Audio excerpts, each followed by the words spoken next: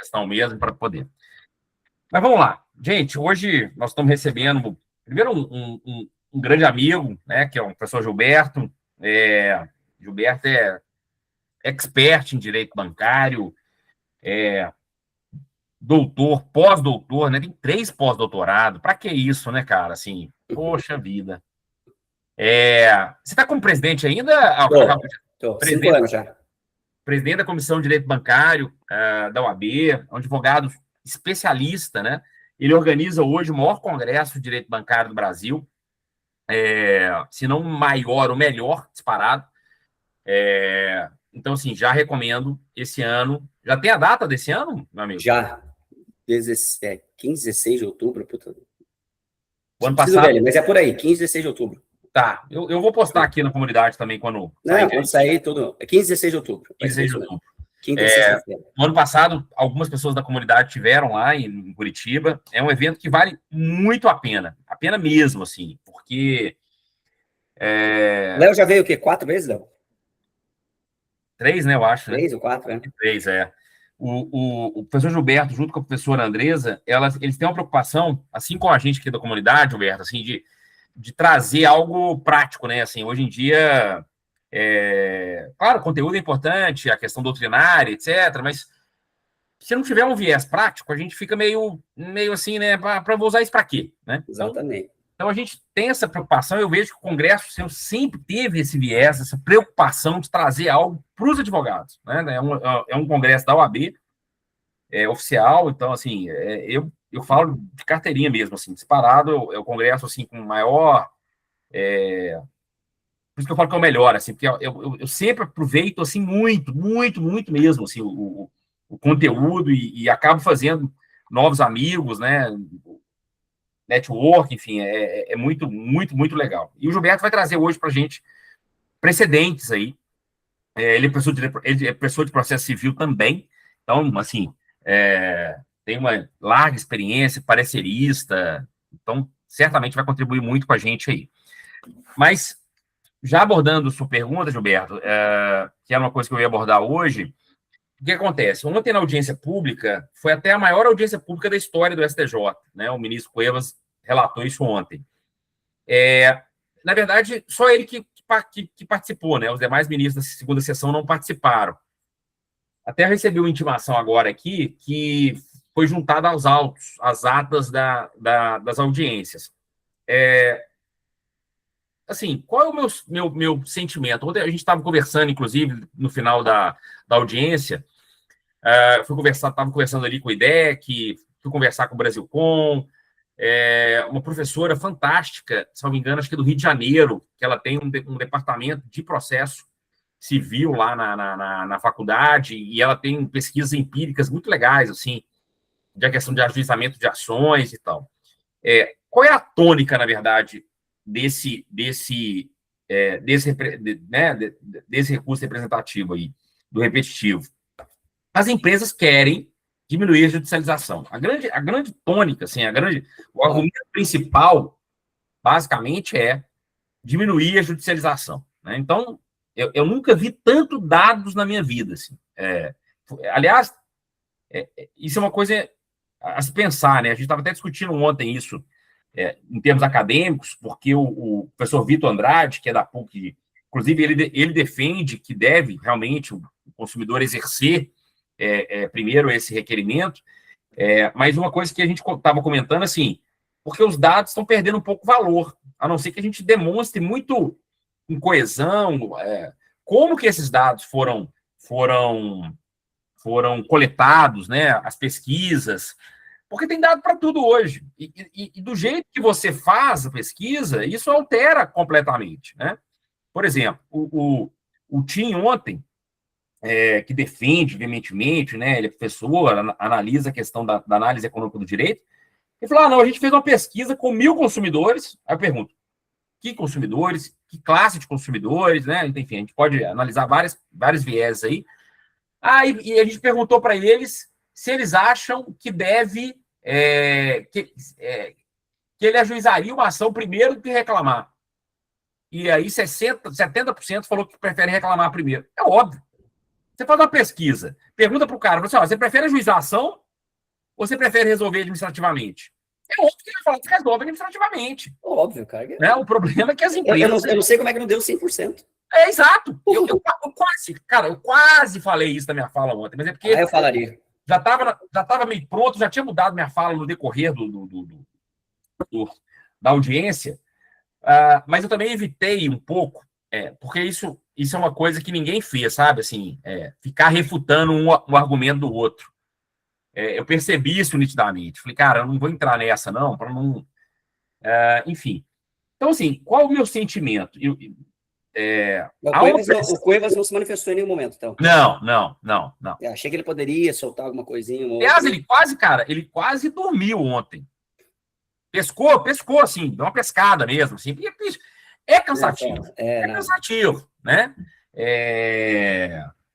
Enfim, realmente é uma coisa, é aquela coisa, né, Gilberto, assim, a audiência pública, vamos lá, honestamente, tem pouco efeito prático no Brasil. É super importante se ela fosse utilizada da forma que deveria. Exato. Existe, cara, é pro forma, só. Eu tenho que procurar isso. Uma vez fui dar uma palestra em Florianópolis e um procurador da República mencionou isso na palestra dele. A gente estava naquela época da audiência pública da ancefalia. Lá, que foi até o Barroso foi quem fez a sustentação oral a favor, né, na época da descriminalização dos anencéfalos. E foi uma audiência pública extremamente robusta. Eu me lembro que, assim, especialistas, né, médicos, sobre a questão e tal. E aí, há uma tese de doutorado falando sobre a questão das audiências públicas, como você mencionou, assim, a finalidade, etc. E ele cita esse caso para dizer que no voto dos ministros, quer dizer, uma audiência pública que foi feita justamente para esclarecer algo que é não jurídico, né, não foi citado nenhuma pesquisa, nenhum trecho da audiência pública. Ou seja, não serviu para fundamentar absolutamente nada. Ontem Cuevas estava lá. Vão ser quase 6 horas de gravação, contando as duas audiências, que foram duas. Você acha que os ministros vão parar para assistir? Não vão, entendeu? Então, assim, ele marca uma posição ali com a audiência pública. Mas a audiência pública ele é interessante para você ter igual você perguntou, assim, qual é o sentimento? Eu acho que o STJ está numa sinuca de bico, porque ele está sofrendo uma pressão econômica violenta. O poder econômico, quando ele quer, ele vai para cima, e ele vai com argumento, ele vai com pesquisa, ele vai com tudo. Né? Mas o judiciário também quer. O judiciário quer, exato. O judiciário também quer. Exato. Então, assim, ontem, a Associação Brasileira dos Magistrados, né? Eu até fiquei feliz, porque a Associação Brasileira dos Magistrados, que estava após a minha fala, ele adotou um tom meio intermediário para dizer, olha, a gente entende que talvez seja interessante, mas com algumas balizas, E aí ele citou, inclusive, minha fala, falou, olha, eu acho que a gente tem que considerar a fala do advogado Leonardo, que ele disse aqui antes da minha exposição, porque realmente, né, faz sentido, enfim. Mas, de fato, o judiciário quer. Inclusive, o representativo, quem defendeu ele na semana passada foi o desembargador de Minas. Ele estava na audiência pública para defender por que ele acredita que tem que ter essa questão. Então, sinceramente, se eu tivesse que apostar, eu acho que o STJ vai acabar acatando o entendimento, só que ele vai criar uma série de balizas. E aí vai ser uma dificuldade danada. Eu acho que, no primeiro momento, o que pode acontecer? Ele definir, por exemplo, que os serviços regulados precisem de representação, dizendo que, como as agências, pelo menos, têm canais oficiais de reclamação, e eu não estou falando nem do consumidor.gov, estou falando das próprias agências. Sim.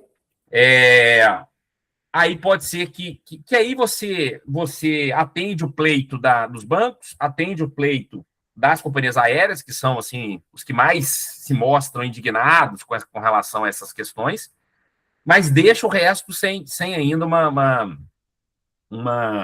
porque eu acho que ele também não tem como ele adotar. Questões de urgência, você não consegue trabalhar dessa forma. Pensa aqui, questão de plano de saúde. Como é que eu vou passar pela agência sendo que eu tenho uma cirurgia de emergência que não está sendo liberada? Então, assim, cara, o negócio vai ser tenso. O STJ vai ter que fazer escalonado. Então, no repetitivo, tem algumas exceções. tem algumas exceções, inclusive essas questões de urgência.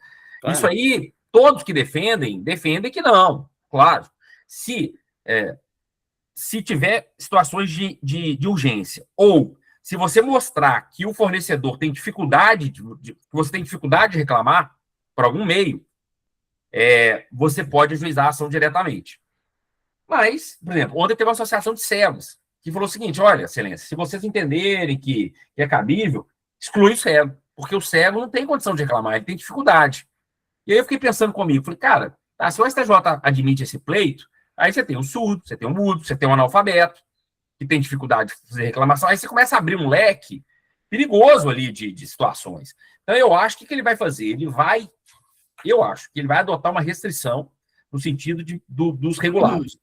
Que aí ele atende o pleito da galera que tem mais força, né? Deixa o comércio normal, enfim, produtos, marketplace de fora, até porque você não tem... o saque não funciona no Brasil, eu mencionei isso nitidamente, dei exemplos claros, inclusive, com relação ao detergente P, né? Nós tivemos um problema do detergente P, a classe média, porque a classe baixa não reclamou, a classe baixa não compra produto IP. Quem reclamou foi a classe média alta. E a classe média alta não conseguiu protocolo no saque para poder devolver os produtos, porque, por lei, na logística reversa, a IP tinha que ir na sua casa pegar o produto e te ressarcir, porque é um produto contaminado. Você não podia nem descartar esse produto, né, teoricamente, pela questão ambiental do consumo sustentável. Então, os consumidores não conseguiram. Então, assim, os saques no Brasil são caóticos. A gente não tem uma fiscalização efetiva de regulação. Então, assim, resumindo a história, eu acho que foi importante marcar a posição também na defesa do consumidor, mas é sempre uma briga em glória, né? Assim, a gente falta representatividade no Brasil de associações que defendam mais os consumidores, né? O Ministério Público teve presente, a Defensoria Pública se fez presente, mas ainda é muito pouco, né? Frente a tantas associações de fornecedores, né? Mas é bom saber como é que foi o andamento, interessante. Obrigado por passar, Léo. Na minha visão, isso aqui vai parar no Supremo, obviamente. Sim. Por uma questão de acesso à justiça aqui. Exato. Então, isso aqui vai parar no Supremo, mais cedo ou mais tarde. E não sei se isso aqui faz um bate-volta no legislador depois. Então, depois da decisão do Supremo, isso aqui vai para o Legislativo. Porque é o que a gente estava discutindo ontem, quer dizer, a gente vai admitir, embora o Supremo já tenha feito isso, a gente vai criar uma condição da ação pela jurisprudência, não por lei. É isso que eu tô falando. Isso aqui vai gerar na advocacia bancária, isso aqui vai ser um caos. Isso aqui vai ser um caos. O que é tentar resolver extrajudicialmente? Repito, esquece consumidor.gov, que é um óbvio aqui, que em 99% dos casos as ações bancárias não resolvem. Estou falando das demandas bancárias, pelo menos pela minha experiência, de 20 anos nisso. Não resolve.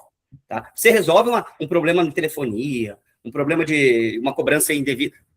Beleza, que eu já resolvi vários casos, até pessoal. Resolvi, claro, me cobrou 50.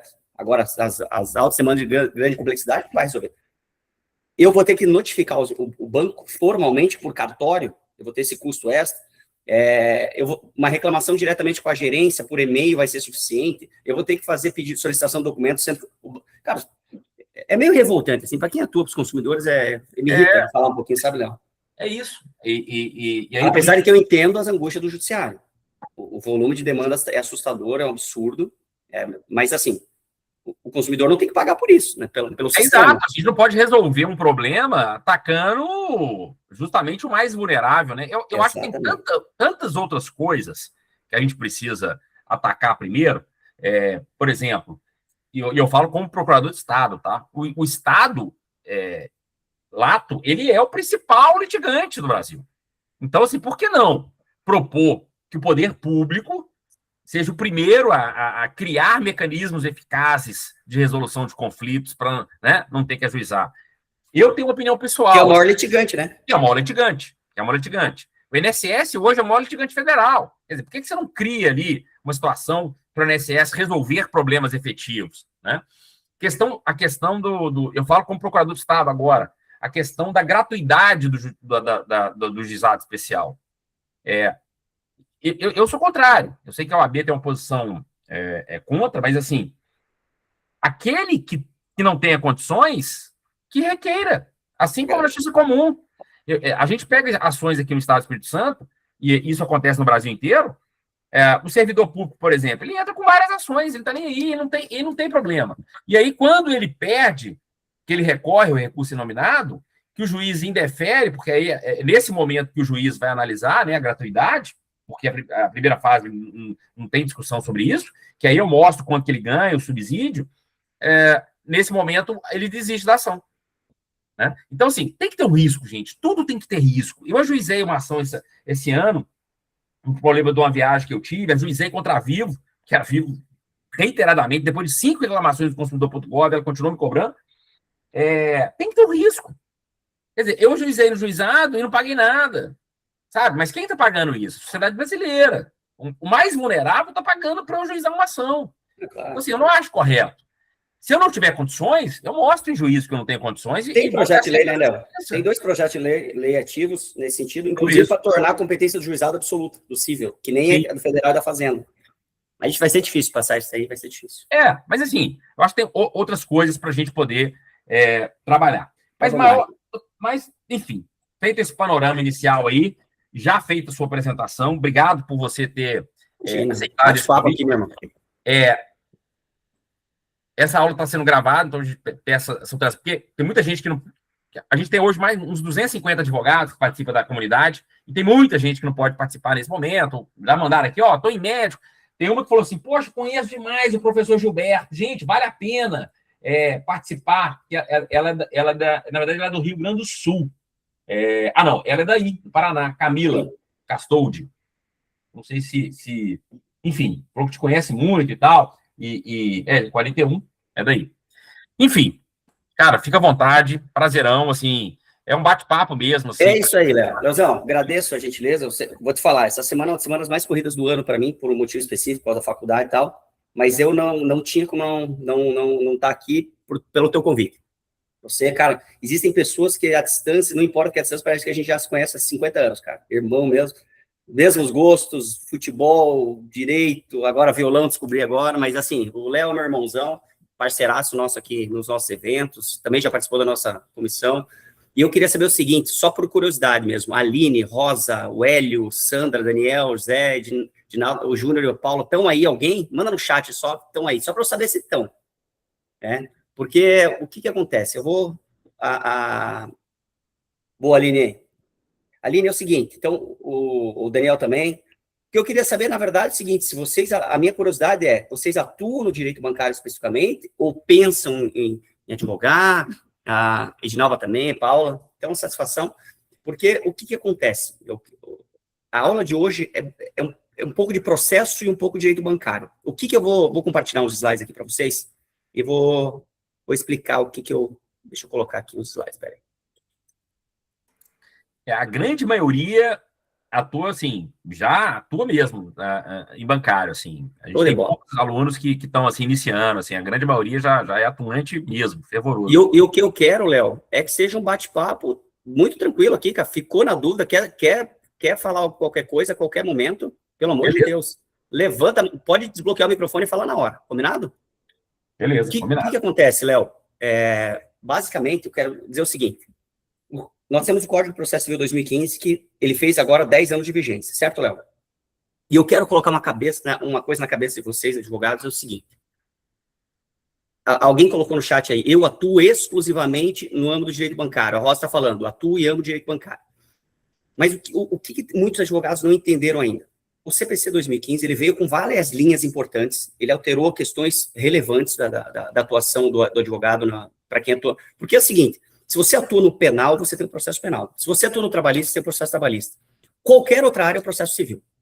Então, meu amigo, se você atua no bancário e você não entende processo civil, você está morto. Mas vamos lá. O que significa? O código trouxe várias novidades nesses últimos 10 anos, mas eu vou dizer para você, Léo, a principal, e aqui mudou a história da advocacia, é isso daqui. O que acontece, Léo? Daniel, ninguém aguentava mais no Brasil a insegurança jurídica. Concorda comigo? O Brasil é o país mais inseguro no mundo jurídico que existe. Não está aparecendo aqui para... Tá aparecendo o modo Picture in Picture está aberto porque você está compartilhando a tela, mas... Tá no Meeting seu aí, Meet Google. Que estranho, cara. Espera aí que eu vou sair e voltar aqui, então. Mostrar, né? Você está apresentando. Ó, Agora, aí você tá compartilhando agora a tela do Meet como um todo. Aparece o slide ou não? Não, ainda não. É PowerPoint? É PowerPoint. Então, você tem que clicar lá em cima do por exemplo, agora... Não, mas eu fiz isso. Vou fazer de novo. Pera aí. Vou parar de compartilhar. É melhor. Vou colocar a tela inteira em vez de janela. Daí agora vai... É impossível não dar certo. Essas coisas acontecem direto. A semana de aula mesmo, o trem parou. Agora sim. Deu boa? Deu boa. Então, o que eu quero dizer é o seguinte, moçada. Maurício, satisfação, tá vendo você aqui também. Pessoal, Daniel, Maurício, o seguinte. Como é que, então, a gente tem um problema na insegurança jurídica no país? Sempre a gente teve. Então, Gilberto, só o seguinte, tá aparecendo agora, só que aí o negócio do Meet tá em cima do cara, não é possível, cara. Pô, que loucura, cara. Será que você consegue tirar isso aí, ó? Aí, ó, isso. Vou colocar para baixo aqui. Isso, beleza. Paciência. Agora sim.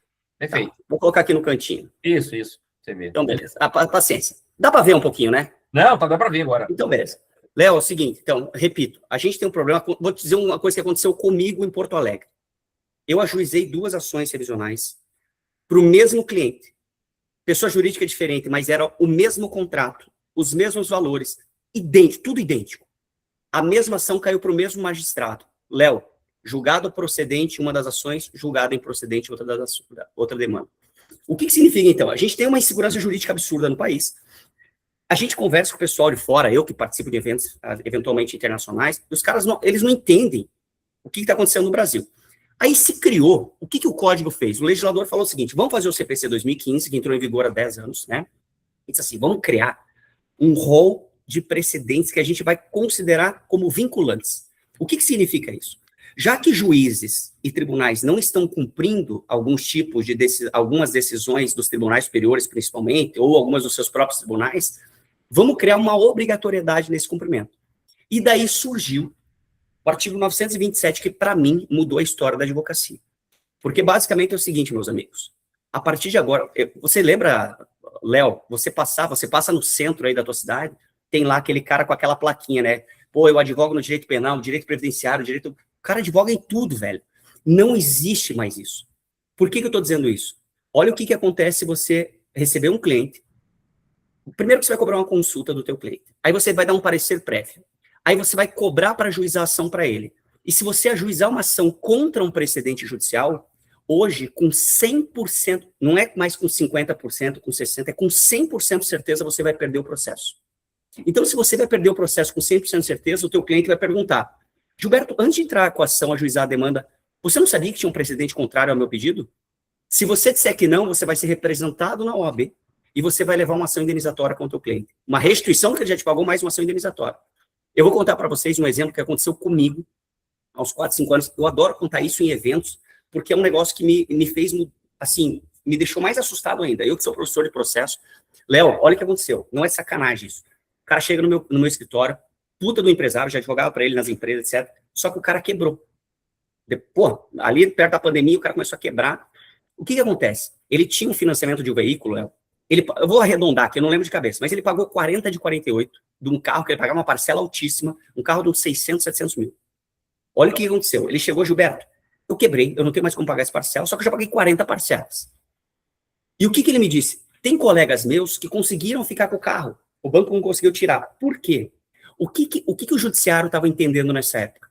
Que se você pagou 40 de 48, no Brasil, vocês sabem que você pagou 3 carros já de juros, né? É só nesse país que essa vergonha acontece.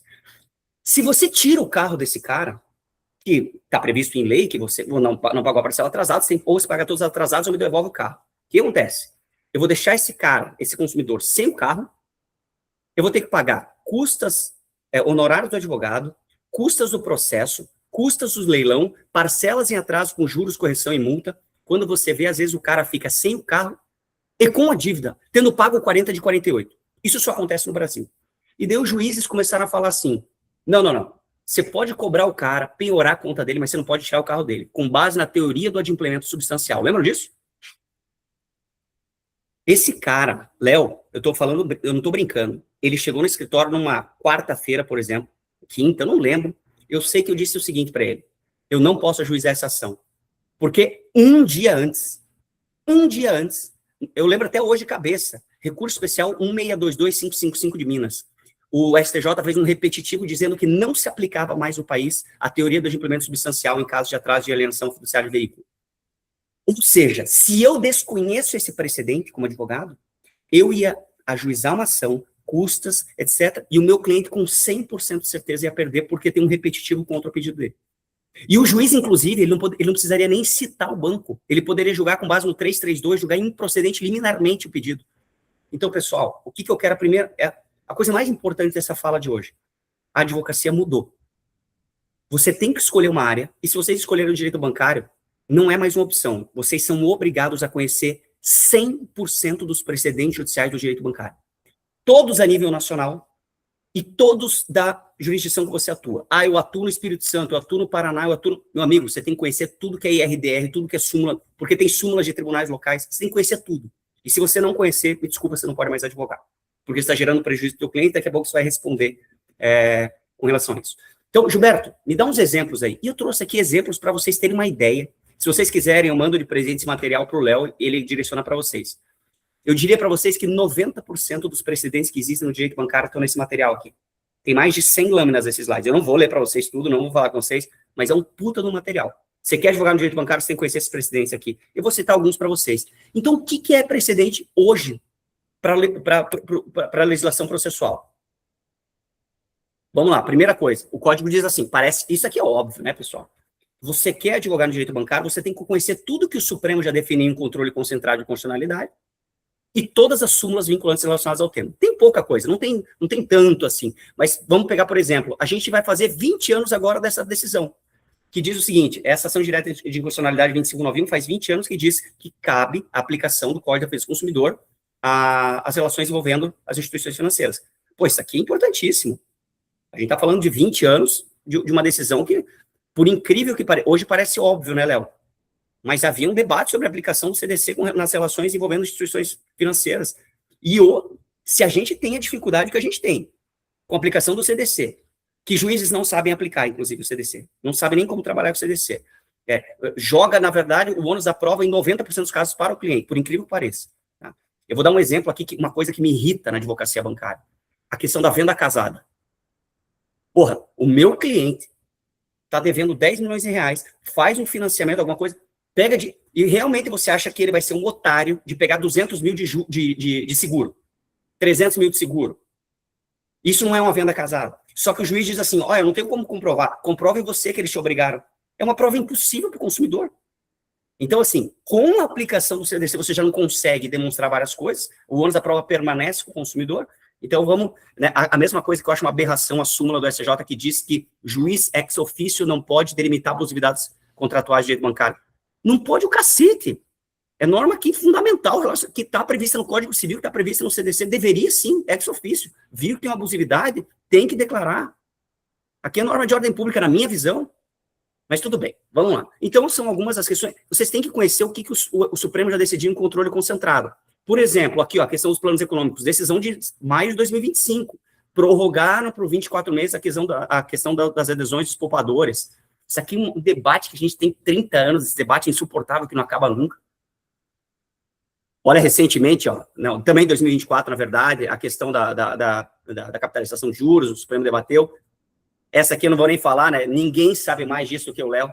Talvez poucos no Brasil entendem mais que o Léo, a Cláudia Lima Marques, talvez a Karen Bertoncello. Vocês aí são a sumidade no assunto, mas isso aqui também é algo proferido diretamente em ADPF, uma decisão ruim, péssima, que na minha visão, como um cara que não sou tão especialista quanto o Léo na área, mas vai esvaziar a temática, na minha visão vai esvaziar a temática aqui. No fundo, Léo, não fique magoado comigo, mas a questão do superendividamento vai morrer com o passar do tempo. Ela não é aplicada, os juízes não sabem aplicar, e quando o Supremo precisa apertar, ele afrouxou, e eu acho que, cara, aqui, eu não sei se você quer falar alguma coisa, Léo, sobre isso, mas isso aqui, para mim, é uma vergonha. É uma vergonha. Mas tudo bem, vamos lá. Ó, essa aqui é uma decisão também de julho de 2025, a questão, isso aqui é um debate também intenso, né? Se extrajudicialmente, todos vocês sabem que hoje um consumidor ele pode eventualmente perder o seu veículo e perder sua casa, extrajudicialmente, não precisa levar para, né, ainda mais quando você tem a garantia de alienação fiduciária. Só que para fazer a busca do patrimônio, eu sempre precisei de um juiz determinando, oficial de justiça, força policial, etc. Agora os cartórios têm essa prerrogativa. Quem disse isso? O Supremo. Em duas, ali tem as ADIs, a 7600, a 7601 e 7608. Então, são temáticas que vocês têm que estar atento para, eventualmente, debater no Poder Judiciário, seja de um lado, seja do outro. Eu não sei se vocês advogam para banco ou contra banco. Aqui, como é que é o perfil dos teus parceiros aqui, Léo? Banco, consumidor, ou é meio misturado, ou não, é 100% consumidor? A grande maioria para consumidor. A gente tem poucos, na verdade, que participam. Inclusive, Arthur Lopo participa aqui com a gente. O Arthur é fera demais. Arthur é fera. Sócio do Vander, né? Sim. E o Vander estava, inclusive, ontem lá. Eu vi a sustentação dele. Eu vi um pedacinho. Isso. E aí... O duro é fazer uma sustentação em 5 minutos, mas tudo bem. Exatamente. Mas, assim, a grande maioria é para consumidor. Grande, assim, muito, 95%. Então, eu sou um cara bem... Ainda fico com o pé atrás. Eu sei que essa decisão é recente do Supremo, mas eu imagino um cartório, como é que o cartório vai ter a prerrogativa de uma força policial ou de uma busca? É muito complexo tudo isso. Dizem que se houver necessidade de força policial, tem que levar para o judiciário, mas qual é o limite da atuação dos cartórios? Está tudo muito nebuloso, hein? Mas é importante vocês saberem. E aqui, quando a gente fala de súmula também, nós temos hoje no Supremo 63 súmulas vinculantes. Súmula vinculante, moçada, ele não vincula somente o judiciário, ele vincula a administração pública, inclusive, tá? Então é muito importante que vocês conheçam. Trago aqui as mais relevantes relacionadas aos bancos, a súmula 7, bem antiga, que debateu durante um tempo, também o Léo vai lembrar disso, a questão se tinha que seguir os 12% de juros ao ano, etc. Óbvio, todo mundo sabe que isso não se aplica às instituições financeiras, com uma ressalva, tá? Factoring se aplica, tá? Então, hoje o que tem factoring cobrando taxa de juros, que na verdade isso aqui é um crime financeiro que algumas factorings fazem, então é importante vocês saberem, mais para frente eu vou tratar um pouquinho. E a questão também da prisão do depositário infiel, que de certa forma envolvia as instituições financeiras, e hoje é proibido. Hoje você só consegue prender na esfera civil dívidas alimentares. A questão do depositário infiel também ficou... Isso acontecia muito em questão de apreensão de veículo, etc. Mas é só para vocês terem uma ideia. Aí, beleza. Fora isso, moçada, desculpa. É assustador o que eu vou falar para vocês, mas a gente tem hoje mais de 1.500 recursos repetitivos no STJ, no Superior Tribunal de Justiça. O que isso significa? Se você advoga no direito bancário, você vai ter pelo menos uns 200 temas que tem caráter repetitivo no STJ que você tem que conhecer. O que significa? O STJ, quando ele percebe que está tendo um volume muito grande de processos no Brasil e uma insegurança jurídica, que é normal, o que ele faz? Ele pega 2, 3 exemplos, manda paralisar. Não é necessário, mas via de regra, manda parar todos os casos iguais no Brasil e julga esses 2, 3, faz audiência pública, etc. Julga os casos e a partir daquele momento ele começa a valer para todo o país de forma obrigatória. Pessoal, nós temos mais de 1.500. Então, assim, a pessoa que não está atenta ao que está acontecendo no STJ, até uma recomendação que eu faço para vocês, advogados, é ter um informativo de jurisprudência que vocês recebem toda semana, ou a cada 10 dias, mais ou menos, o STJ manda as decisões mais importantes dos últimos dias. Assinem isso, pelo amor de Deus, é gratuito. Vocês recebem no e-mail de vocês, vocês têm que analisar isso. Então, tem que conhecer os recursos repetitivos, não da área bancária ou da área que você atua. E a outra questão muito relevante também, que pode caber tanto nos tribunais superiores, STJ e Supremo, quanto nos tribunais locais, é o IAC, o Incidente de Ação de Competência. O que é o IAC? Não tem um volume muito grande de processos, só que os tribunais pensam assim, putz, eu vou fazer algo preventivo porque eu sei que vai ter lá na frente muito caso. Então, por uma questão de segurança prévia, eu vou criar um precedente agora. É muito louco isso não existe em nenhum lugar do mundo, mas a gente criou isso. Eu vou dar um exemplo de um IAC bem legal, um IAC, ou IAC, ou IAC, Incidente de Ação de Competência. Olha o debate que tinha, Léo, no judiciário. Eu penhoro tua conta porque você está me devendo, Léo. Você não pagou o meu banco, eu advogo para o Banco Itaú, estou penhorando tua conta. Só que você tem conta conjunta com a tua esposa e tem 100 mil reais lá. Eu posso penhorar ou não? Metade dos juízes do Brasil falavam, tem que penhorar. Tá na conta dele, o problema é dela. Metade diziam, não. Aqui você tem que ver o regime de casamento e separar. Aqui a meação dela não toca. Esse negócio, o STJ percebeu que começou o assunto, ele perou eu vou julgar um caso aqui, vai valer para todos. O que o STJ definiu? Que 50% você não pode tocar. é destinado à ameação do cônjuge. Aqui foi uma coisa benéfica, vamos colocar assim, ao consumidor. É importante que vocês saibam disso, porque amanhã ou depois vão penhorar uma conta de conjunta de um cliente de vocês. Tá vendo a importância de conhecer os precedentes, Léo? Porra, se eu conheço o precedente, eu não estou nem aí se tem jurisprudência do TJ contrária, se tem... O que me interessa é citar, eu cito uma decisão no meu caso e eu consigo texto, porque ela é vinculante. Então, olha a importância como mudou a história da advocacia. Então, aqui eu trago para vocês alguns exemplos. Esse aqui, ó, um exemplo de repetitivo. É antigo, isso aqui é 2010, 2011. Eu também não sei se vocês lembram, os bancos começaram... Vocês sabem do prazo decadencial que tem de 30 dias a um CDC, e daí, vamos tentar enfiar aqui que o consumidor, quando ele vai reclamar com a gente, eles têm um prazo de 30, 90 dias aqui, mais que isso ele não pode. Essa aberração, evidentemente, não passou, mas quem definiu isso? O STJ. Tá? Então, é importante vocês saberem, porque o repetitivo ele já existia antes do CPC 2015. Ele foi, por mais que o CPC fosse 73, o anterior, em 2008, o STJ criou o repetitivo para tentar acabar com essa insegurança, então já existia. Então, por isso que em 2011 já fizeram, esse é um exemplo. Aqui é o IAC que eu falei para vocês, sobre a questão da penhora de conta conjunto. Pessoal, todo esse material vocês vão ter acesso depois. Eu não vou ler todos aqui, mas tem precedente, praticamente tudo que existe bancário vai estar aqui para vocês. Aí a gente tem uma quinta modalidade de precedente que é importantíssimo, os advogados não se atentam. Léo, Daniel, os colegas estão aqui, é o seguinte, existem questões que têm um volume muito grande, uma insegurança jurídica, mas somente no Estado, não é a nível nacional. Porra, é só no Espírito Santo que tem uma puta de um problema com reajuste de salário de professor municipal, estadual, da polícia militar, do Estado. Meu amigo, aquele problema é local. Quando o problema é mais local, você também pode criar uma espécie de recurso repetitivo que vai valer para o Estado. É um incidente de resolução de demandas repetitivas. Eu vou dar um exemplo. Você tem um processo, por exemplo, é muito comum aqui no Paraná. Uma Câmara Civil pensa favorável ao consumidor e uma Câmara Civil aqui pensa completamente contra o consumidor, mesma temática. É uma sacanagem, porque, Léo, se o meu caso cair numa Câmara, eu perco, se cair na outra, eu ganho. Isso é um absurdo, é uma aberração. Eu posso pedir a instituição de um IRDR, Incidente de Resolução de Demandas Repetitivas, se for aceito, um órgão especial, um órgão criado para esse julgamento, julga esse IRDR, e a partir daquele momento, todo o Estado, todas as câmaras têm que julgar daquela forma. Então é importante vocês saberem que vocês podem solicitar um IRDR, no caso de vocês, inclusive. Vocês estão sentindo que tem uma insegurança jurídica no caso? A única coisa que eu recomendo, se for pessoa jurídica, se vocês advogam para uma empresa, alguma coisa, pede autorização para o cliente. Porque já pensou, Léo? Eu instituo um IRDR e crio uma tese contra o meu cliente, ao invés de ganhar 50%, ele passa a perder 100%, ele me mata. Então, assim, pede autorização, vê se ele entende que é... Mas, assim, é importantíssimo para dar uma segurança jurídica. Eu trouxe aqui 3 exemplos que foram coisas no Estado.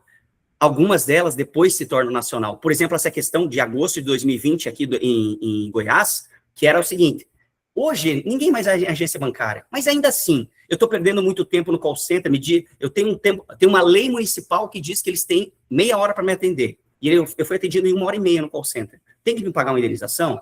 Eu estou numa fila de banco, que antigamente, não sei se vocês sabem, não sei a idade de vocês aí, mas eu que tenho mais de 40, acho que vai saber disso, evidentemente, a gente que usava muito banco, você não tinha nem a comprovação do horário que você entrava no banco. Depois se criou a possibilidade de você mostrar a hora que você entrou, a hora que você saiu com o protocolo. Gera indenização? Aí, Léo, veio em Goiás lá e falaram assim, gera indenização.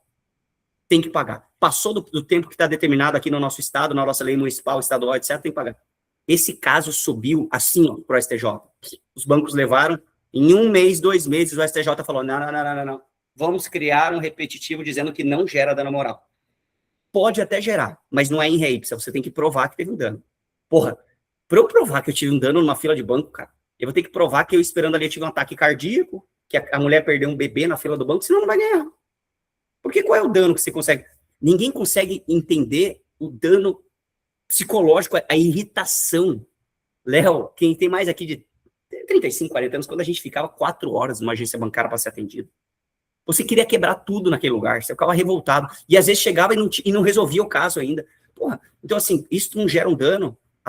Aqui, por isso que eu falo, é uma das teorias maravilhosas que foram criadas e ainda não se aplica a porcaria da perda do tempo do consumidor nesse país. É o desvio produtivo do consumidor. Não se aplica, cara. Os juízes não aplicam. Duas coisas que os juízes não aplicam: litigância de má-fé e não aplicam a teoria do desvio produtivo do consumidor. Confundem com dona moral, coloca tudo no mesmo balaio. Então, assim, é irritante, cara, é irritante. Eu não sei se é de forma proposital ou se é por ignorância, falta de estudo, mas é importante vocês saberem, pessoal, que dentro dos estados vocês têm que conhecer. Você atua onde? No Paraná, em São Paulo, no Rio? Você tem que conhecer todos os IRDRs da tua área. Eu trago alguns exemplos aqui do Paraná, por exemplo. Quer ver? Eu vou trazer um legal. É isso daqui, ó. Tem um IRDR que está em andamento, não foi julgado ainda. Eu perdi meu apartamento ele estava garantido de alienação fiduciária e foi para leilão, que na verdade, tecnicamente, a gente fala de ele foi para praça, né? Asta pública ou é leilão ou é praça. Bem imóvel é praça, bem imóvel é leilão. Mas a gente chama tudo de leilão no Brasil, vamos lá. Foi para leilão imóvel. A minha pergunta é, nunca vende na primeira, é raríssimo, a não ser que alguém queira muito aquele imóvel, mas nunca vende. E na segunda, a minha pergunta é, até quanto eu posso chegar? O que é preço vil? Aqui no estado é uma bagunça. Tem juiz que diz que é 20% a menos, tem juiz que é 30%, tem juiz que é 40%, tem juiz que diz que é até 50%. Só que é o seguinte, meu amigo, sou eu que estou perdendo esse patrimônio. O mais afetado com isso não é o credor, é o consumidor, é o devedor nesse caso aqui. Então, a minha pergunta é, qual é o limite para a venda? Questão do preço vil. O nosso Tribunal de Justiça, em breve, vai julgar essa questão, dizendo, aqui no estado a gente vai ter que seguir uma linha objetiva, não é na cabeça de cada juiz. Para mim, isso aqui tinha que sair no STJ. Isso aqui tinha que ser a nível nacional, essa questão. Importantíssimo. Tá? Então, eu trago alguns exemplos aqui. Além de tudo, querendo ou não, vocês têm que conhecer todas as súmulas do STJ e Supremo Tribunal Federal sobre a temática. E mais, vocês têm que conhecer todas as decisões da Corte Especial do STJ, todas as decisões do plenário do Supremo e todas as decisões do órgão especial do teu tribunal local também. É fácil advogar hoje, meu amigo? Não é. Léo, fala para mim, como é que você consegue advogar em 4, 5 áreas hoje? Não consegue, meu amigo. Ou você, para você advogar em uma área, você não consegue, de tanta informação que você tem, já é difícil. Então, assim, acabou, a advocacia mudou. O CPC 2015, na minha visão, mudou a história da advocacia e muita gente não está entendendo, não está percebendo isso. E o que a gente vê é um monte de advogado sendo representado, nunca teve tanto advogado sendo processado de forma legal e mais. Com a inteligência da IA nas peças agora, está batendo recorde, advogados sendo representados na OAB e advogados sendo processados por precedentes inexistentes que estão sendo gerados em peças. Eu, Gilberto, eu tenho um enunciado do Conselho da Justiça Federal aprovado em meu nome, pedindo a punição da parte que cita precedente inexistente, porque você está tentando enganar o juiz e a parte adversa. Então tem que ser punido mesmo. Inclusive dentro da OAB. Isso aqui é um absurdo, cara. Então, assim, tá virando uma bagunça. Então, pessoal, não é colocar em IA, não vai te adiantar nada, porque a IA, às vezes, vai criar. Pode até ser que ela cite o precedente correto, mas vai buscar na fonte para ver se procede, pelo amor de Deus, tá? Então, assim, vocês vão ter que ler, vão ter que conhecer. Esse material aqui já dá uma boa filtrada. Eu não sei, Léo, vou te passar, ver se você vai passar para todo mundo. A única coisa que eu peço, não divulguem esse material, não queiram depois negociar esse material. O material que eu construí, vou dar de presente aqui para o meu amigo, para o Léo, tá? Aqui tem bastante coisa. E eu trago aqui alguns temas, vou trazendo aqui mais para frente. Deixa eu ver o que vale a pena a gente bater um papo aqui, porque eu acho que está na hora da gente bater um papo, tá, Léo? Você me deu até uma ideia aqui, porque uma da tônica da comunidade, assim, que a gente percebe, a gente conversa muito, né, com as pessoas e a gente troca esse papo, assim, hoje as pessoas estão advogando muito em vários estados, né, porque com a questão do PJE, do Projude, a gente teve uma aqui no Paraná, só para vocês tomarem conhecimento, quem é do Paraná, dentro de, até o final do ano, muito provavelmente 100% dos processos vão ser EPROC, tá? EPROC. É porque a tendência é que o Brasil inteiro se torne EPROC, né? É um pedido do CNJ. O Espírito Santo também vai mudar para EPROC. E aí, estou tendo essa insight aqui, porque assim, a gente teve uma aula uma vez que foi sobre captação de clientes e tal, e tráfego, e aí a gente teve uns relatos muito legais, assim, de pessoas que falam assim, olha, 100% dos meus clientes são do tráfego, ou seja, do Brasil inteiro. Então, tem gente aqui da comunidade que advoga para o Brasil inteiro. E aí eu já estou tendo um insight aqui de fazer esse acompanhamento do IRDR para a comunidade, assim, de disponibilizar um espaço para poder a gente fazer essa pesquisa, né, do IRDR. Sabe o que você podia fazer, Léo? Pega por estados, quem é da comunidade, quem é do Paraná. Vocês ficam responsáveis por sempre estar de olho nos IRDRs, porque é fácil, está no site do TJ Paraná, o que está em andamento, que já foi julgado, meu Sada, quem mandar aqui, e quem te mandar a notícia, Léo, você, pô, você tem um benefício ali na frente, alguma coisa, acho legal, porque daí você vai alimentando a tua comunidade. Sim, não, fundamental isso, e a ideia da comunidade é isso, é cada um ir mesmo ajudando o outro, opa, saiu um negócio aqui no estado, tal. A gente já faz isso com algumas decisões, mas organizar mais, porque essa aula sua de precedente é fantástica, assim, fundamental, porque você tem razão. Pô, você tem um precedente, como é que você... vou juizar uma ação no Paraná. Cara, se tem um precedente já falando sobre um determinado tema, eu nem sei, quer dizer, né? Não, você vai perder com 100% de certeza, e talvez liminarmente improcedente, e você vai ser representado pelo teu advogado, e você vai ser processado pelo teu cliente. Cara, é uma loucura, isso tem que ficar muito esperto. Inclusive, eu ficaria feliz de participar da comunidade, se você quisesse. Poxa, pode contar comigo. Vai ser um prazer. Cara, uma dica dessa, você não aprende em nenhum lugar. Você não aprende em livro, você não aprende na faculdade, você não, entendeu? Assim, essa é a dica prática que eu falei, cara.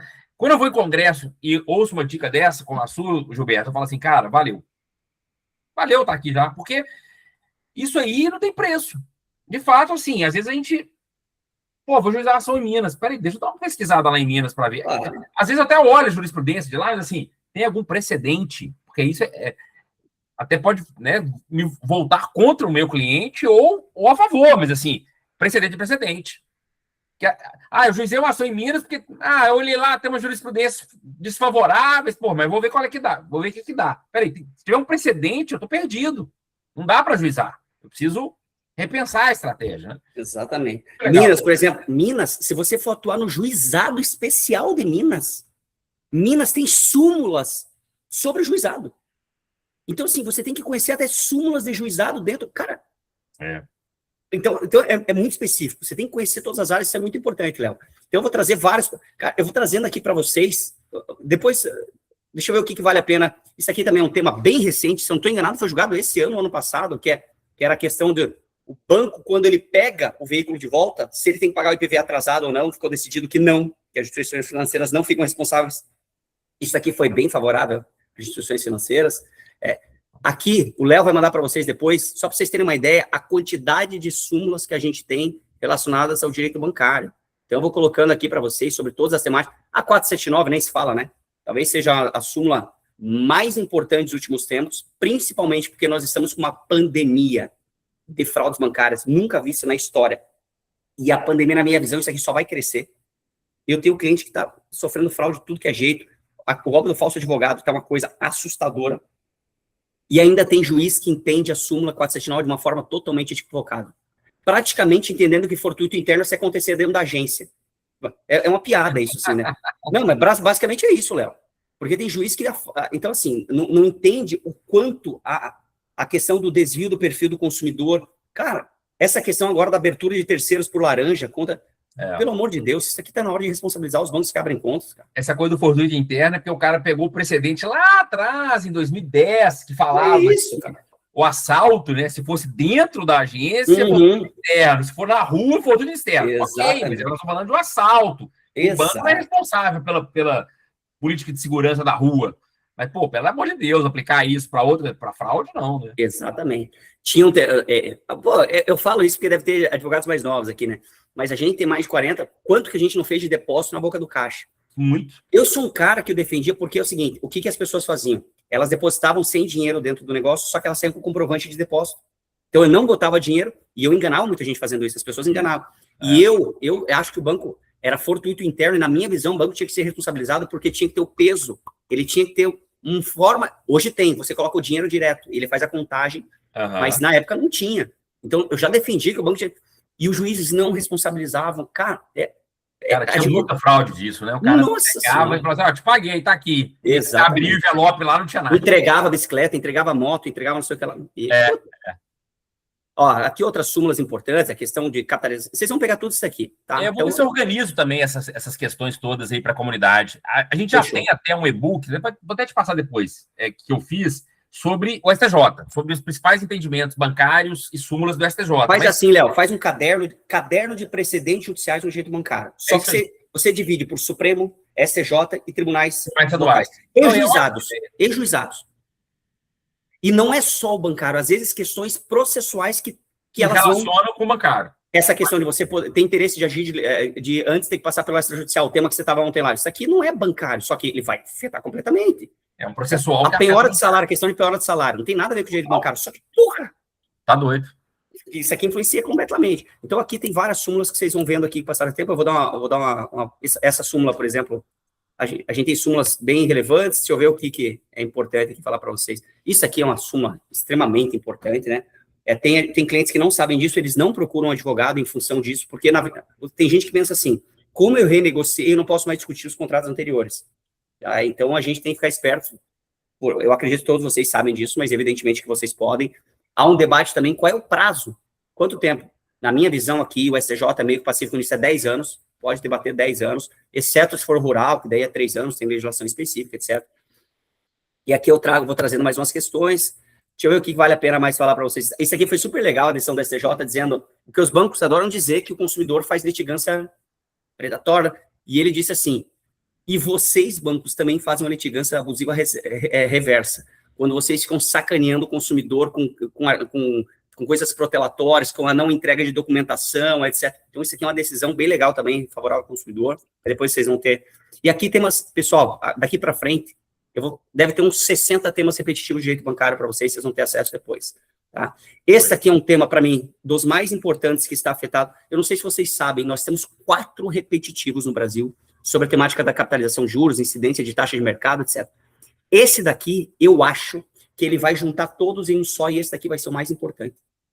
Então, isso aqui, vocês têm que ficar espertos. Isso aqui, porque é o seguinte, o que é abuso? Claro que os bancos, hoje, cada vez eles são mais espertos. Os contratos eram uma bagunça. Hoje não, eles preveem tudo, está tudo bem previsto.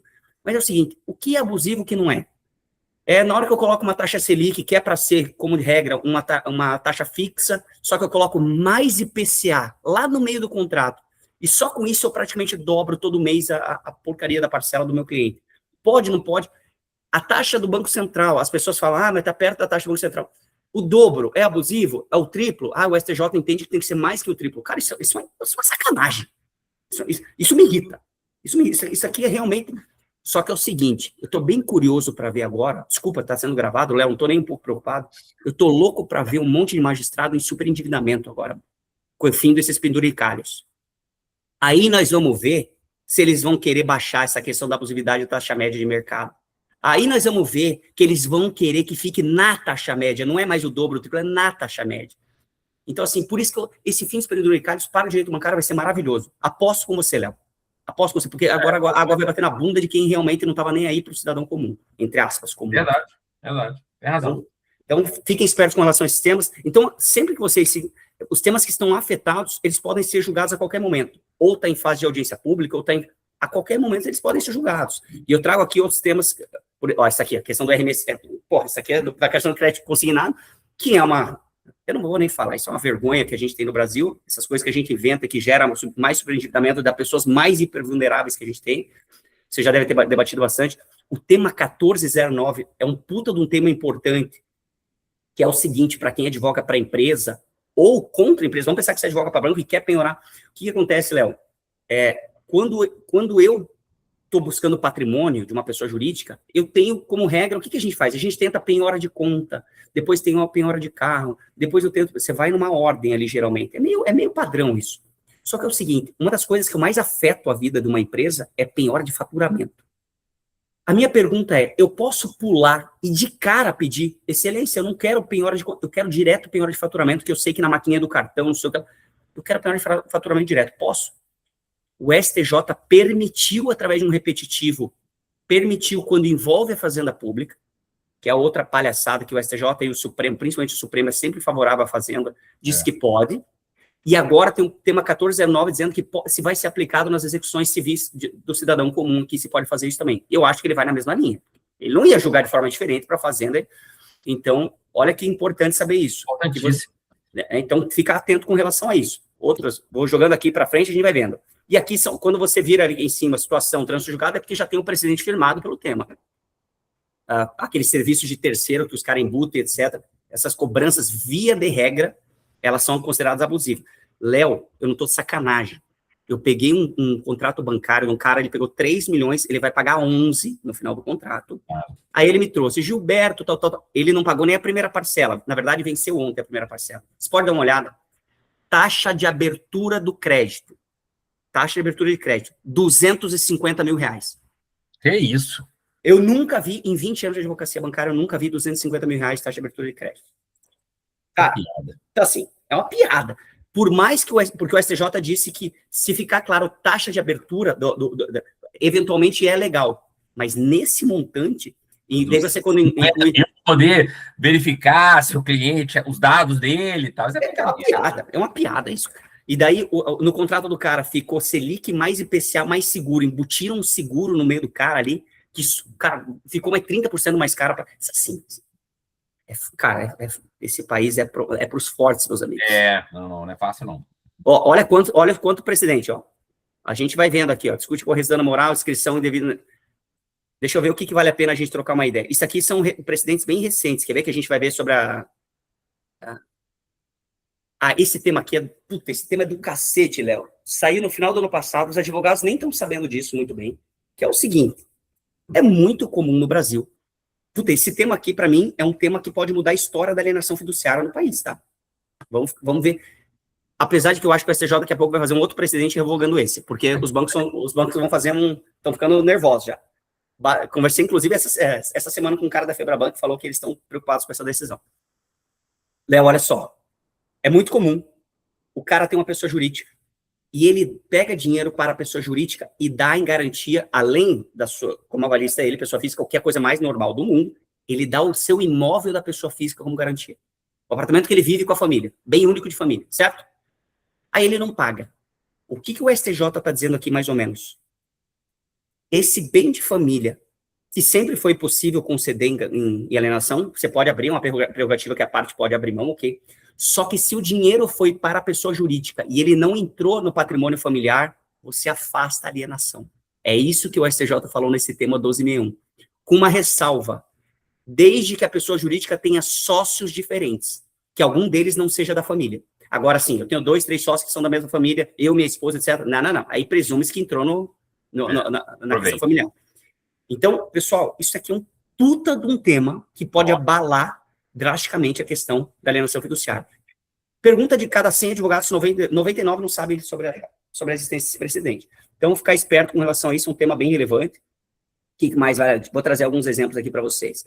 Pô, esse aqui é um tema também que eu fico puto, Léo. Desculpa a minha indignação, tá? A gente vai falando aqui, vai ficando puto. E desculpa, mas é que quem advoga nisso, a gente vai ficando bravo.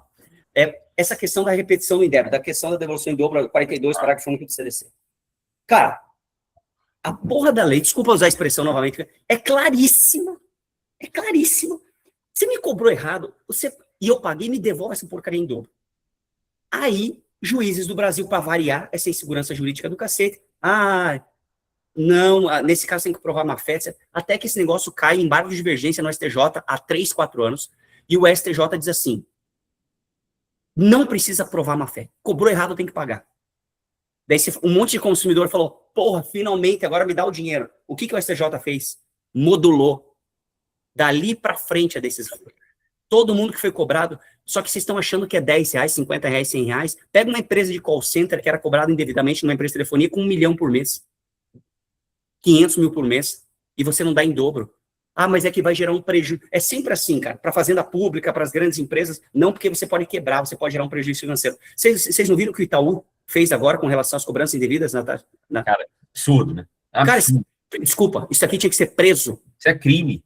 Não, tinha que ser preso todo mundo da alta diretoria. Se fosse nos Estados Unidos um troço desse, Léo, tava todo mundo, o presidente do banco tava preso, Léo. Mas esse país não é sério. Desculpa falar, mas esse país não é sério. É verdade. Mas vamos lá. E essa temática, meu amigo, o que aconteceu? O que o STJ fez? Disse que tinha que devolver e meteu um repetitivo agora que vai julgar. O mesmo tema que ela já julgou pela Corte Especial. Então pode ser que ela mude para prejudicar o consumidor. Então a gente vai ter que ficar esperto com esse tema que está em julgamento. Olha que loucura, cara. Que doideira. Pô, já tem uma decisão, já tem um presidente da Corte Especial. Para que fazer um tema? É outro problema que a gente tem. Quer ver uma sacanagem que o STJ fez, por exemplo? Vocês terem ideia do poderio das instituições financeiras? Vocês não têm ideia do poderio. Eu não lembro o número da súmula. 60, acho que é 603, algo do gênero. É algo assim. Teve há uns 3 anos, o STJ fez uma súmula e fez, disse o seguinte, não pode penhorar salário para dívidas bancárias. Puta que pariu, cara, que puta súmula, cara. Primeiro que essa súmula, ela apenas cumpriu o que o artigo 833 do CPC fala, Léo. Piorar. Não pode, você só pode penhorar salário por uma coisa, se o cara ganha mais 50 salários, se ele tem, ou se é pensão alimentícia. O resto, a lei diz que não pode. Ponto final. Eu posso estar devendo 1 bilhão para você. Mas não. Então muda a lei. Mas não mudou a lei, Léo. Daí, beleza. Aí vem o STJ e faz essa súmula favorável aos consumidores. Vocês sabem quanto tempo essa súmula ficou ativa? 6 meses. Em 6 meses, o STJ revogou a súmula dizendo que estavam aplicando mal a súmula. E pior, fizeram um repetitivo dizendo que, além de tudo, pode penhorar salário, não em dívidas bancárias, mas em qualquer tipo de dívida no Brasil. Então, hoje, eu posso penhorar salário contra a lei em qualquer dívida, seja de consumidor, seja privado, tanto faz. Qual o limite? Não existe. Desde que resguarde a dignidade. Se o Supremo está dizendo que com R$600 eu tenho dignidade, meu amigo, daqui a pouco os tribunais estão dizendo que eu com R$100 tá bom. É isso. Esse é o país que a gente vive, cara. Desculpa, pessoal, tô meio... Aqui a questão da litigância predatória, que teve recentemente, a questão das medidas executivas atípicas. Isso aqui também se gera dano moral. Pô, eu quitei o veículo, ainda tá restrição, alguma coisa do gênero, se gera dano moral. Deixa eu ver o que vale a pena a gente bater um papo aqui. Olha quanto, presidente. Isso aqui foi um que eu fiz, que eu pude falar no STJ no ano passado. É um precedente que eu acho interessante. Vai ser julgado esse ano. É para ser julgado no mês que vem, inclusive, essa questão. Você falou como amicus curiae. Uhum. E o que aconteceu aqui, Léo?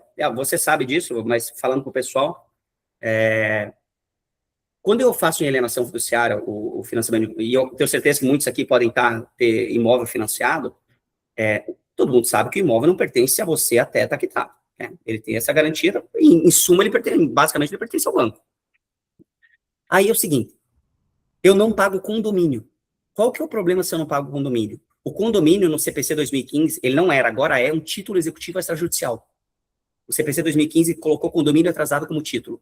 Aí, o condomínio ele pode executar, e o pior, o próprio imóvel, ainda que seja seu bem de família, ele pode ser penhorado, porque inclusive está na lei que trata da impenhorabilidade do bem de família, ele traz como uma exclusão DV IPTU, DV condomínio. Beleza? Qual que é o problema? O condomínio vinha cobrar o cara... Pessoal, tem gente que deve 50, 100, 200 mil reais de condomínio. E você gera um prejuízo para os demais condôminos e um aumento, e o cara continua utilizando a piscina, a academia, o salão e não paga condomínio. Só que ele dizia, meu imóvel está financiado, ninguém pode me obrigar, porque o imóvel não pertence a ele, pertence ao banco. Por 20 anos, não tinha o que fazer. Até que o STJ definiu, por enquanto, não é provisório, porque o repetitivo vai ser julgado em breve, definiu que pode penhorar. O que isso vai acontecer na minha visão? E aqui é uma visão consequencialista, na minha visão. Aumento do crédito absurdo. Quem vai se dar mal aqui é a população de baixa renda. Vai ter uma restrição ao crédito da casa própria, porque os bancos não... Você acha que o banco vai assumir essa... Vai perdendo? Vai assumir esse risco? Esquece. Então, assim, quem vai ser prejudicado são os consumidores. E para vocês terem uma ideia, no mesmo dia, no mesmo horário, Léo, foi no mesmo horário, eu estava sustentando na segunda sessão, na primeira sessão, sabe o que estava tendo? O julgamento se atraso de IPTU, a Fazenda pode fazer a penhora do imóvel que está alienado. Sabe o que ficou decidido por unanimidade do outro lado? Que não pode. E no nosso caso, diz que pode. Peraí, atraso de condomínio pode, mas atraso de IPTU não. Então, olha a insegurança jurídica desse país, no mesmo dia. E agora vai ter um repetitivo. Esse caso vai parar na Corte Especial mais para frente, vai ter um tema. Mas é importante vocês saberem da existência dessa situação, que eventualmente pode surgir clientes com situações parecidas. A questão também, meu cliente está devendo, só que ele tem que ser constituído em mora. Durante muito tempo se debateu isso, e muito recentemente a gente tem um precedente sobre essa questão de, se eu encaminhei a notificação, se você mora lá, se você não mora, você não me avisou a mudança, meu amigo, o problema é teu. Então é uma coisa que tem que ficar bem esse aqui é um repetitivo recente, final do ano 2025, né, o prazo de 5 dias para quitar a totalidade da dívida, isso é bem importante. eu ver o que vale mais a pena a gente falar. Olha quanto presidente, Léo. Como é que eu vou advogar no bancário se eu não conhecer tudo isso, Léo? Fala para mim. Fantástico, fantástico. Porra. E é o que a gente também tem debatido bastante, assim, né? O bancário hoje, Gilberto, ele é muito nichado, né? Na prática, a gente não advoga em todas as áreas. Então, assim, Não. A gente acaba escolhendo ali 2 nichos, também é importante. Nós estamos vivendo esse problema agora do RMC, RCC, né? Eu não advogo nessa área, por exemplo. Pois é, então, mas tem gente que só advoga nessa área. E todos os processos estão suspensos, tirando os cumprimentos de sentença. Eu tive no congresso lá da OAB de Porto Alegre e encontrei com escritórios que estão desesperados, porque o cara só nichou nisso. Só limitou a advocacia para RMC e RCC. E tá mais, pode quebrar o escritório, que nem aqueles casos da aposentadoria, que tiveram da desaposentação, aquela tese, e agora da revisão da vida toda, tem escritório que investiu a vida nisso, quebraram. E assim, aí a gente sempre fala, olha, importante você descobrir uma coisa que você gosta, um nicho, uma tese, mas tenha um plano B, né? E o bancário permite isso. Eu advogo com seguro. A gente tem alunos aqui, advogados da comunidade, só de seguro prestamista. Né? Legal, você acha difícil acabar o seguro prestamista, mas, cara, o Brasil, você falou, o Brasil é maluco. Sabe o que eu faço, Léo? Eu vou dizer o que eu faço. 90% da minha advocacia, 90% é negociação com os bancos. O cliente chega para mim, o cara está devendo 1 milhão, 10 milhões. Primeiro, em 90%, em quase 100% dos casos, eu ganho só se eu tiver isso para o meu cliente. Eu ganho esse. Só que é o seguinte, eu tenho hoje o respeito das instituições financeiras porque eu não fecho acordo se meu cliente não tem capacidade de pagamento. Se é uma empresa, eu peço todo o DRE projetado, o que o cara pode pagar. Eu sei que ele não pode pagar aquela dívida, mas quanto ele pode? É uma espécie de superendividamento. Eu escalono para ver quanto esse cara pode pagar. E os bancos hoje confiam muito na... Então, eu me tornei um especialista em negociação com os bancos. Então, assim, o cara devia 1 milhão. Eu fiz um acordo por 300, 400 mil, eu ganho sobre 600. É isso. Eu escolhi um nicho. Claro que eu tenho outras áreas, judicialismo, tem coisas que você não tem o que fazer, mas é assim, hoje, você tem razão. É especializar mais numa área específica e cuidar muito com nichos, você montar uma grande estrutura, principalmente focada em uma tese. Isso é um risco imenso. Você tem razão, Léo. Isso aqui também é uma questão bem importante, né? A questão do empréstimo consignado para pessoa analfabeta. A gente tem decisão até recente sobre isso. O que mais aqui? Deixa eu ver o que vale a pena. Vou pulando aqui, Léo, para não ficar chato aqui. Não, sim. Isso daqui é um tema que me irrita profundamente, Léo, porque como processualista, como um cara que... Porra, você permitir a penhora do salário contra a legem, cara, assim, de uma forma subjetiva, onde você joga na mão do juiz o quanto ele... É que nem a questão da gratuidade da justiça. Tem juiz que ele te indefere sem nem explicar, porque ele entende que a parte tem ele ganha 3 mil que se vire para pagar, que pague parcelado. Assim, então, o que eu recomendo aqui? É vocês criarem na petição uma tabela muito bem delineada ali do quanto o cara ganha e todos os custos deles mensais, comprovando que se houver a penhora de salário, esse cara vai gerar um superendividamento ainda maior, um prejuízo para o sustento da família, que ele não tem dentro dessa conta mensal nenhuma supérfluo, algo do gênero. Se você fizer tudo isso, ainda assim é muito complexo. Eu, por exemplo, tenho um caso que amanhã, muito provavelmente, eu vou assinar um contrato de honorários. Repito, eu judicializo muito pouco, mas eu vou ter que entrar num processo onde um cara que ganha 30 mil, você vai dizer, pô, ele ganha 30 mil, tem que piorar uma parte mesmo para pagar o credor. Cara, estão piorando 30% do salário dele. A gente está falando de quase 10 mil reais aqui. Só que é o seguinte, ele me mandou, assim, bem rapidão ele me mandou, ele paga a faculdade dos filhos, ele aluguel, quando você coloca ali, o cara gasta 50 pau por mês. O cara ganha 30. Então, assim, só que o magistrado não tá nem aí, porque na visão dele 30 mil é muito. Então, é uma coisa que a gente tem que tomar bastante cuidado, mas vocês têm que saber que hoje o STJ permite a penhora de salário, tá? Inclusive, não limitado a 30% em fazendo analogia consignada. Não tem analogia. Daí depois eu trabalho algumas coisinhas aqui, deixa eu ver o que vale mais a pena. Também sobre penhora de salário, isso aqui está em julgamento, por exemplo. Questões sabe o que o STJ está definindo? Quem tem agora dinheiro em poupança, se é penhorável ou não, Léo. Até dinheiro em poupança o STJ está definindo. Então, você não tem mais segurança em nenhum momento, cara. Aí, tem julgamento, tema 285. Que é aqui, fraude bancária, eu trouxe algumas questões isso aqui o Léo sabe bem, ó. Então, questão de se o banco que abriu a conta, se ele é responsabilizado, em 2024, o que o STJ falava? Não, o banco que abriu a conta, se ele cumpriu o papel dele de fazer reconhecimento facial, se ele não precisa... Só que é o seguinte, em 2024, esse ano já tem decisão no sentido contrário, dizendo que sim. mas ainda é uma bagunça. Eu acho arriscado, vou ser bem sincero, como advogado, ainda acho arriscado ajuizar ações com quem recebeu o valor. Né? Ainda acho. Você tem que deixar claro isso para o cliente. Isso é uma coisa que não está definida pelo STJ, não está definida pelos tribunais. Então, é um risco pagar sucumbência. Se ajuiza uma ação aí de uma fraude de 300, 400 mil, o cliente vai pagar uma sucumbência de 50 conto. Então, eu ainda ajuizaria, por enquanto, somente contra a instituição que você está vinculado. Acho que a instituição que recebe o dinheiro tem que participar da demanda, mas é um risco que tem que ser calculado aqui, Léo. Na minha visão, até o STJ pacificar esse entendimento. Que mais aqui tem? Transjugado, acordo publicado, vou passar aqui. Isso aqui é a questão das factories, que eu falei para vocês, se há uma limitação ou não da taxa de juros. Isso aqui é muito importante. É muito importante. Que, na verdade, as factories são quem mais tem extorsão em algumas delas, né? Isso aqui a gente tem taxas que quando você olha o contrato, você fala, não é possível isso, cara. Não é possível. Esses bancos digitais também têm feito uns contratos assim assustadores. Os bancos tradicionais, cada vez eles fazem menos. Cada vez eles erram menos os contratos, tá? Mas é importante vocês tomarem conhecimento. Que mais vale a pena falar para vocês aqui? Olha quanto precedente, Léo. Quanta coisa. Deus amado. Não, maravilha. Eu vou ver se eu organizo isso, inclusive, aí, para facilitar. Redução de limite de cartão de crédito gera prejuízo se o dano moral em reps, ou você tem que provar. Pô, eu tinha 10 mil de cartão, me jogaram para R$1.000 do nada. Eu particularmente, acho um absurdo, né? Mas também é uma... Eu vou pular aqui, Léo.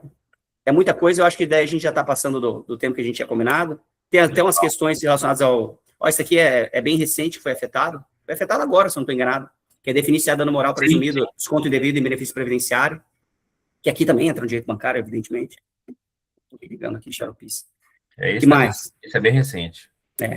E aqui, fraudes bancárias, trouxe algumas decisões que eu considero relevantes. Depois vocês veem com calma a questão eu acho que o foco principal de uma fraude bancária, na minha visão, Léo, é a questão do desvio do perfil do consumidor. Esse sempre tem que ser o foco central. E depois vocês vêm com as teses, sei lá, teve boleto pago 2 boletos pagos indevidamente, meu cliente sempre pagou 3 mil, 2 mil, 3 mil, 2 mil, veio 50 mil um boleto. Peraí.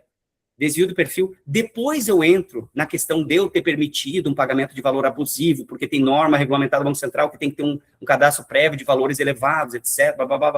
Mas primeiro aqui o desvio do perfil. Essa é a tese principal. E daí tem quando envolve pessoa idosa, que é o que mais tem acontecido, né?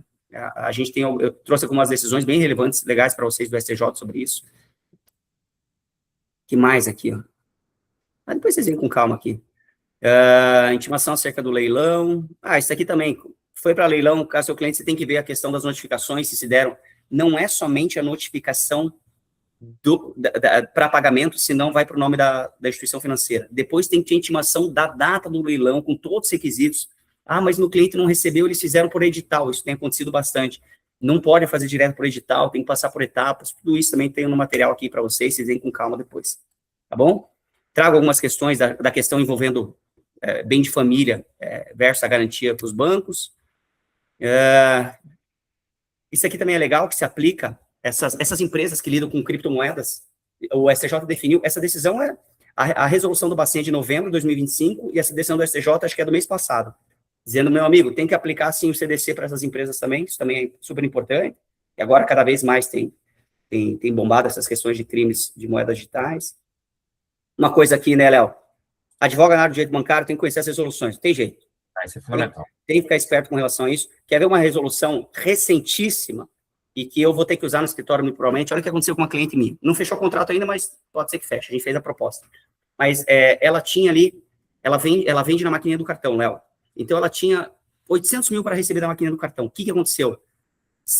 Faz umas 4, 5 semanas, intervenção do Banco Central, liquidação da operadora, dizendo que elas estão descumprindo normas, etc.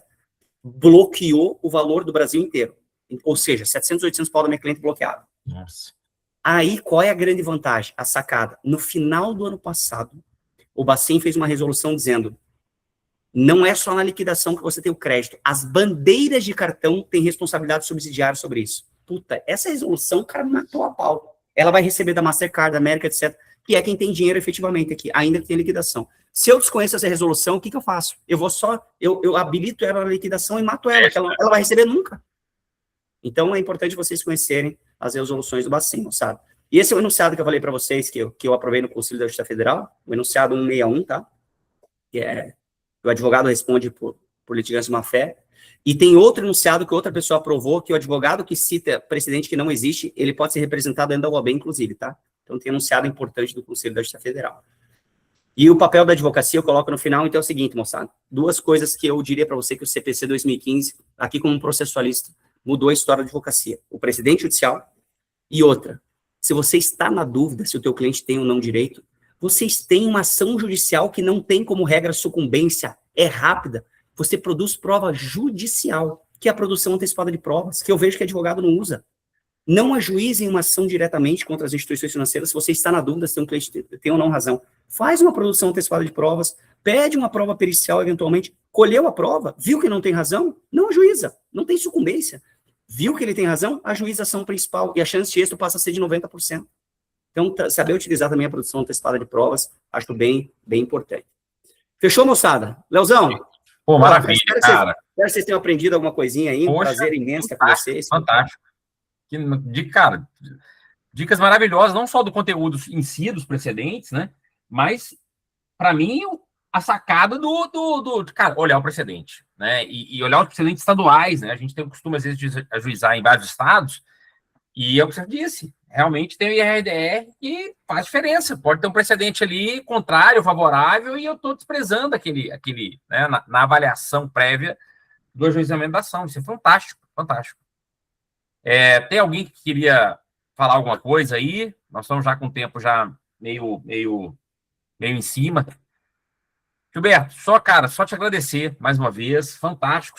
Vou te colocar lá no grupo, tenho certeza que você vai contribuir muito para nós, né? A gente tem convidados especiais lá, então você vai ser um deles, com certeza. Leozão, você nem viu que eu te mandei aí, né? Eu caí e voltei agora. Quando eu fui fechar o PowerPoint, eu caí. Poxa. Você ficou falando... Desculpa. Não, estava só te agradecendo, na verdade, né? Por não só pelo conteúdo dos precedentes em si, mas, para mim, o que eu falo, se eu pagasse uma palestra hoje, eu falei, cara, já valeu, porque essa coisa, como a gente ajuiza várias ações hoje em vários estados, né? Então acaba que a gente pega clientes do Brasil todo hoje, importantíssimo, não só, às vezes o olhar fica só no Supremo, no STJ, o RDR, que às vezes aquele caso está lá sendo discutido naquele tribunal e foi, né? E a gente às vezes não tem esse olhar, né? Então, para mim, isso já valeu. Já anotei aqui para criar né, para a comunidade um material, né? E gostei da sua dica também de envolver as pessoas da comunidade. A gente sempre faz isso, na verdade, tenta. E as pessoas se ajudam muito lá, você vai ver. E vou te colocar lá como especial, né? A gente tem alguns convidados lá que, poxa, sua experiência só vai contribuir. E é muito legal, assim, eu aprendo muito lá. Eu falo isso muito para os aqui é troca. Porque cada um tem a sua expertise, cada um fala, olha, aqui funciona isso, eu já fiz isso, deu certo. Cara, isso é enriquecedor, assim. Eu acho que hoje a gente está em comunidade, ela potencializa a sua advocacia, né? E ontem eu estava falando isso no STJ, lá conversando com as pessoas, né? E eu já falei isso para a comunidade aqui. Eu tenho certeza que você pegou essa época, assim como eu, que antigamente a gente escondia as teses, né? Então, assim, o advogado tinha uma tese no nosso escritório. Eu quando era estagiário, o meu chefe me mandava ir para o fórum para tirar xerox dos processos dos grandes escritórios, para saber o que eles estavam fazendo. E hoje isso acabou. Porque hoje eu falo muito pela área bancária. Eu quero, não é porque eu tenho uma comunidade, é isso não. Quanto melhor nós tivermos na advocacia bancária, vai ser bom para nós. Porque a advocacia melhora, os precedentes melhoram, né? Cliente tem para todo mundo. Os bancos estão cada vez mais especialistas, com expertise. Se a gente tem, do outro lado, né, advogados, especialistas que estão atentos, que provocam o tribunal quando tem que ser provocado, conhece processo civil, sabe os precedentes, vão atrás, com bons fundamentos, isso melhora para todo mundo, porque criam-se precedentes. Esse precedente da fraude, quando o STJ passa a usar as resoluções, foi advogado que levou isso. Aliás, a fraude do INSS, quem descobriu não foi o Ministério Público Federal, não foi a Polícia Federal, foi os advogados, que há anos, ajuizavam ações contra o INSS por causa de fraude. E o que o INSS falava? Litigância predatória. de escritório de previdenciário. E aí foi descobrir que os advogados tinham razão. Foram eles que, na verdade, denunciaram as fraudes do INSS. Olha que beleza. Quer dizer, isso favoreceu toda uma classe, né, de advogados. Então, queria mais uma vez te agradecer, né? Obrigado mesmo. Depois eu pego o material, quero ver se eu até organizo isso para a galera e passo para eles. É um prazer, meu irmão. E mais, hein? Pode sortear na tua comunidade aí um livro meu sobre precedentes que eu tenho. Opa! Pode sortear, Maravilha. que depois eu te mando. Manda para a pessoa que ganhar aí. Tá bom. Maravilha. Valeu, moçada. Daniel, que está com a câmera aberta, e os demais aí, satisfação. Deus abençoe vocês. Muito sucesso na carreira. Quando tiver o bannerzinho do Congresso, me manda para poder falar para eles. Deixa comigo. Tá bom? E exigir, quem participa da comunidade tem que estar aqui. Tem que estar. Tamo junto, Leozinho. Obrigado, viu? Saudações rubro-negras. Abraço, meu irmão. Valeu. Tchau, pessoal. Abraço. Gente, obrigado, viu? Valeu. Fica com Deus. Amém. Também, tchau. Tamo lá na comunidade. Valeu.